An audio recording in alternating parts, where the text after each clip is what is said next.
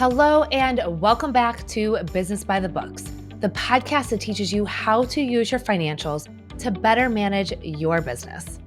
We're at our halfway point in 2025. Becky, what are some of the trends that you're seeing with clients on your client calls, in your communication, and with you and your team with clients? I think right now the biggest thing, and I've said this several times before, is that they think when they get to May and June, that they just need to focus on 2026. If the year has just gone down, there's nothing left I can do for this year. That's not true at all. Like, you can still, if you have a budget, let's rework it. How can we help you still hit those goals? Or maybe we make new goals for 2025.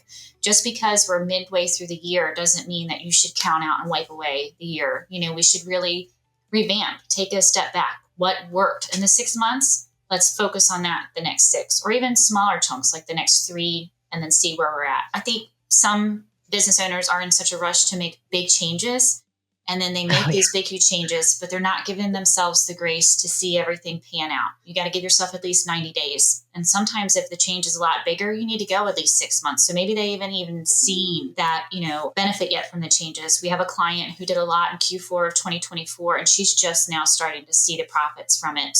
But she was patient. She held course. We were reassuring her, brought to the table in the calls, numbers that supported the changes. We're seeing it. You might not feel it yet, but we're seeing it. I've heard you say that a lot, is practicing patience. And as a fellow quick start, it is really hard for me to practice that patience. And you want to see, look, I made this big change. Why am I not having a ton of revenue come in or profit from my expense cuts? So really practicing and encouraging patience. All clients receive calls as part of their package.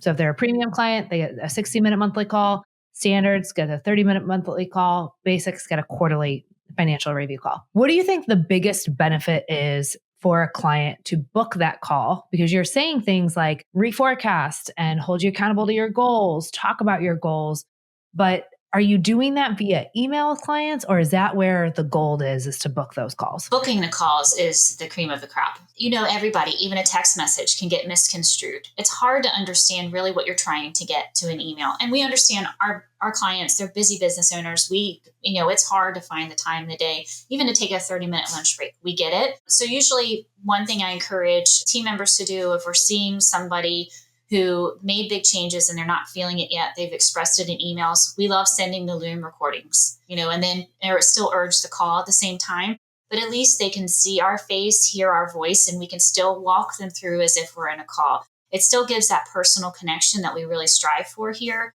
to show we get you, here's how I can show you. And then still please book that call, because we can take it to a whole nother level with reporting that, a few-minute Loom can't really express. So as a client, if you're listening and you haven't booked a call with a team yet this year, or maybe even since onboarding, right, this is your reminder to pause, go to the Calendly link that you receive in your snapshot emails, book the call. People ask all the time, what do we talk about on these calls? And this is what we talk about. We talk about your goals. We talk about business. We talk about practicing patient, what's working, what's not working. And we'll show you the numbers. So I always say, we don't fix your business for you, but we'll show you the data so that you can use data and not feelings to actually implement strategies. Is there anything else that you're hearing from clients this year, or anything that you're shouting from the rooftops right now to clients? There's no dumb questions. If you think we might be able to help you with it, ask us. We might not be able to give you the exact answer or the exact data you need, but we can at least maybe use our resources from our amazing team,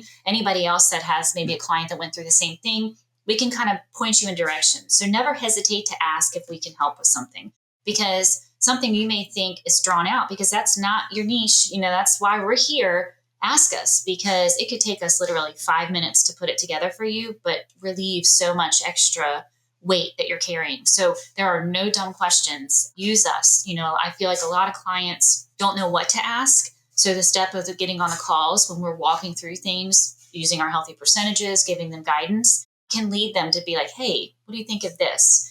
And, they may have felt silly to ask that, or not even know that we can even help provide that information. So there's no dumb questions when, using your team. Yeah. I think even just saying, I'm not sure what question to ask. Yeah. I'm not sure what I'm supposed to ask here.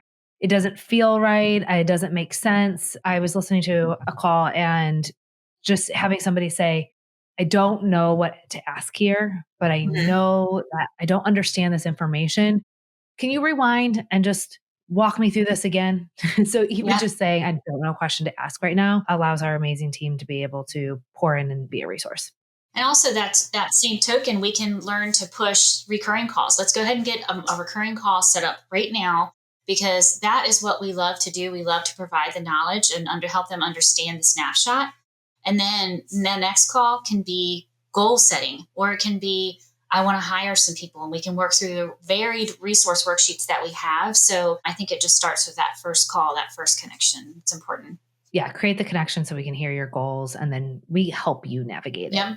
From there. Exactly. You don't have to leave that call. What are your mid-year reminders right now tactically? Every January, February, even through March, our team gets crazy busy. There's a lot of information coming our way. How can clients get ahead of their end of the year rush? What do you want to receive from clients right now? Let's run through all your accounts to make sure we have everything connected and captured. Do you have any new loans? Do we have statements to that? Can we set a recurring reminder if you do have a loan to you to upload those statements for us? It helps tax time and year end so much easier. If we're constantly reconciling all your accounts, we know we have all of your accounts, and we can just fly by your year end preparation. So it can help you get taxes done quicker and smoother, and everything is clean and accurate. Another thing is contractors. Everything seems to fall in the beginning of January. So it's, if you have a new contractor, go ahead and send us the W-9. That way, if they hit the threshold of $600, then we're able to already provide the 1099 for them without having to chase them down and worry about hitting the deadline, and being late filing your 1099. So really just making sure we have all of your statements, all of the correct accounts, and, those 1099, those W-9s for those contractors. Even if you haven't paid that team member $600 yet, you don't know where this year is going. Right. You don't know how your relationship is going to end with that person. Get the documentation that you need now at the front end of that relationship. So yeah, absolutely. Any last reminders or client shout outs or anything that you want to end with? We're here for you. We want to support you. You may think a call is, heavy for us and we don't have the time, but we do. It's why you hired us. It's what we're here for. And please utilize us. Becky, thank you so much for being here. Thank you. I hope you enjoyed today's episode of Business by the Books. Don't forget to hit like and subscribe. This is the #1 way we can help other entrepreneurs find this podcast, because here at Kickstart Accounting Inc., it is our mission to help entrepreneurs understand their numbers, get access to this information, and grow and thrive in their business. So please help me help other entrepreneurs understand their numbers so they can finally grow and thrive.